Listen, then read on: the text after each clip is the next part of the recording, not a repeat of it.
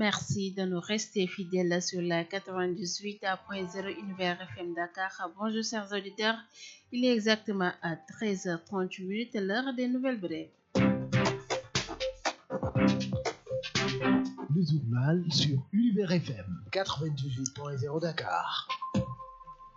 Bienvenue à tous à l'occasion de la Journée internationale des droits des femmes. La Convention des jeunes reporters du Sénégal et l'Association des femmes de médias du Sénégal organisent un ndogu débat ce lundi 9 mars à partir de 15h30 à la Maison de la Presse Babacar Touré, initié sur le thème femmes des médias entre défis du numérique et quête de leadership. Cette rencontre a comme marraine d'honneur Annette Mbaye d'Erneville, une femme de lettres et de médias qui a travaillé à la radio nationale et a contribué à l'ouverture de l'espace médiatique aux voix féminines, une initiative qui salue l'engagement des femmes des médias qui participent pleinement au renforcement de la démocratie, à la promotion de l'information.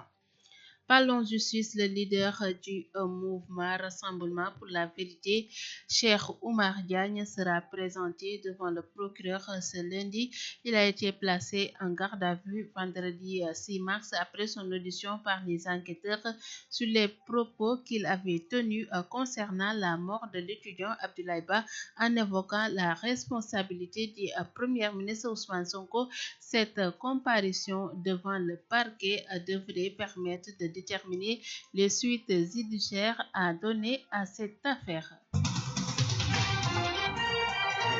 Aïssatou Barrow. Toujours sur l'actualité, à Saint-Louis, le CROUS prend une nouvelle mesure. La direction du Centre régional des œuvres universitaires de Saint-Louis a annoncé la fermeture temporaire des restaurants à la suite d'un mot d'ordre de journée sans ticket de 24 heures lancé par la coordination des étudiants. Dans un communiqué publié, le CROUS précise après chaque mot d'ordre de journée sans ticket entraînant automatiquement la fermeture immédiate des restaurants universitaires. Cette décision serait appliquée sans préavis ni communication au préalable.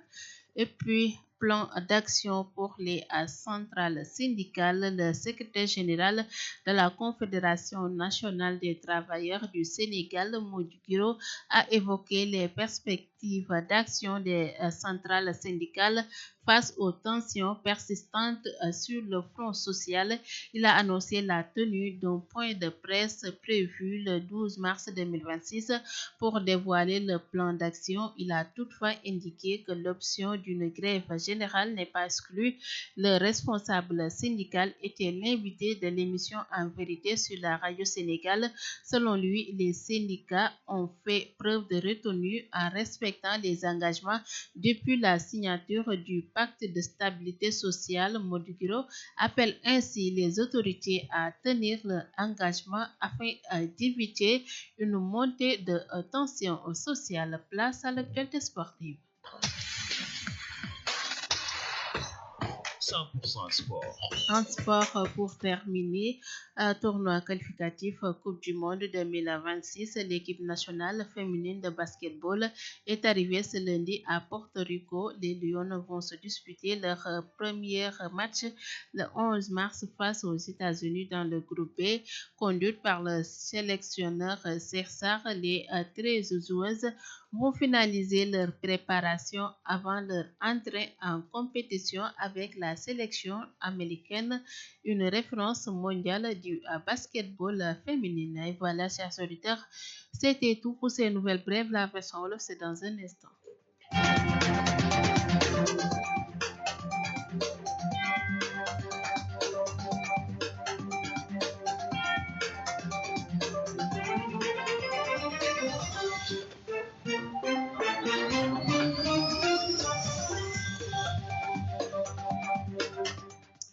Bismillah mbokk auditeurs yi benn waxtu jot na ba taftal fanweeri simili ak juróom benn ñu dikk ak yéen ci tënku xibaar yi.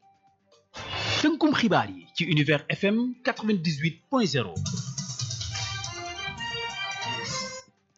gannaaw ba ñu leen nuyoo ñu doore ko ci journée internationale bi nga xam ne moom la ñu jagleel ak yelleefu jigéen ñi convention des jeunes reporters bu Sénégal ak association des femmes de médias ñoom ñoo boole di organiser niki tey ci ngoon ab ndogu débat ci altine gi fële ca maison de la presse bu Babacar Touré ñu nar a waxtaane thème bi di femme des médias entre défi du numérique ak quête de leadership bi leen ndaje nag nekk lu am solo ñu daal di koy jagleel ki nga xam ne moom moo di Annette Mbaye Derneville nekk jigéen bu yàgg yëngu ci wàllu média liggéey lu am solo ca rajo nationale ak itamit ci ubbeeku ci may fit yeneen jigéen ñu duggoo ci wàllu média bi la jéego nag day gën a jox gëdd jigéen ñi nga xam ne ñoo yëngu ci wàllu média ci seen njàmbaarte ak li nga xam ne moom lañ dippee renforcement de la démocratie ci gën a fësal lii di xibaar yu wér ñu woyal wax ci wàllu justice leader bu mouvement rassemblement pour la vérité Cheikh Omar Diagne moom nag niki tey ci altine gi dinañ ko yóbbu ci kanamu procureur gannaaw bi ñu ko defee garde à vue aljuma gi weesu te bañ ko dégloo moom ak enquêteurs yi ci kàddu yi nga xam ne yëkkati woon na ko ñeel génn àdduna étudiant bi di Abdoulaye Ba te mu doon ci tudd ki nga xam ne moom moo di responsabilité bu premier ministre Ousmane Sonko lii leen nag dina tax rek naka la ñuy xamee lépp lu jëm ci njeexitalu dossier bi niki tey ci tribunal bu Ndakaaru bile jotaayu xibaar ci Univers FM juróom-ñeent fukk ak juróom-ñett yu tombal dara. ñu dem ca Saint-Louis wax ci ñi nga xam ne ñoom ñoo di waa CROUS di direction bu centre régional bu œuvre universitaire ñoom nag daal di nañuy tëjee ndigum li nga xam ne moom moo di restaurant yi et gannaaw ba étudiants yi xam leen ni dañuy def journée sans ticket maanaam dugg ci restaurant yi lekk te duñu joxe ticket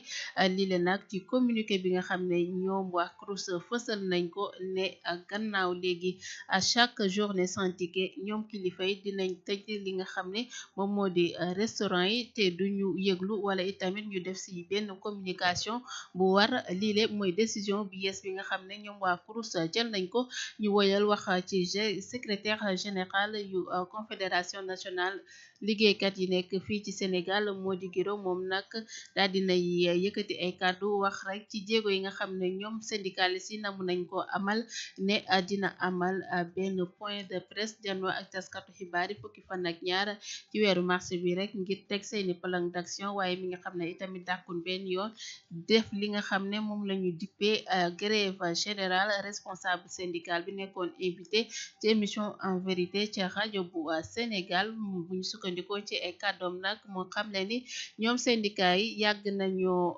respecté engagement yi nga xam ne ñoom la ñu signé woon ci biir pacte de stabilité sociale bi nga xam ne moom moo leen tënkoon ak nguur gi waaye nguur gi ci seen pegg ba fii deful dara lu jëm ci seen yu engagement yooyu le ba tax na ñuy sàkk ci nguur gi ñu gestu leen laata rek ñoo yegg li nga xam ne ñoom ñoo di tension yi maanaam wone seen nakar ci jafe-jafe yi nga xam ne ñu ngi koy jànkonteel ci seen liggéey fii ci Sénégal ñu wax ci wàllu tàggat yaram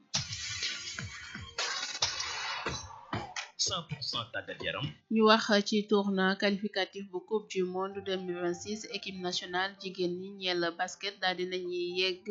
ca Porto Rico niki tey ci altine gi gaynde yi nag war a tàmbali seen match bu njëkk fukki fan ak benn ci weeru mars war cee tase ak waa États-Unis ci poule B bi lañ bokk ñaari équipe yooyu le ñu ànd ak seen entraîneur bi di Cheikh Sarr fukki joueuse ak ñett yi nag dinañ wéyal li nga xam ne moom moo di wàccaay bi laata rek ñoo tàmbali seen match boobu nga xam ne ñu ngi koy xaarandi ak waa Amérique nekk référence mondiale maanaam gën a ràññeeku ci wàllu basket ci jigéen ñi ci àdduna wërngal këpp mbokk auditeurs yi jaajëfal leen ci teewlu gi li lañ leen andiloon ci tënku xibaar fii ci Univers FM 98.0 ay satu baro ci micro bi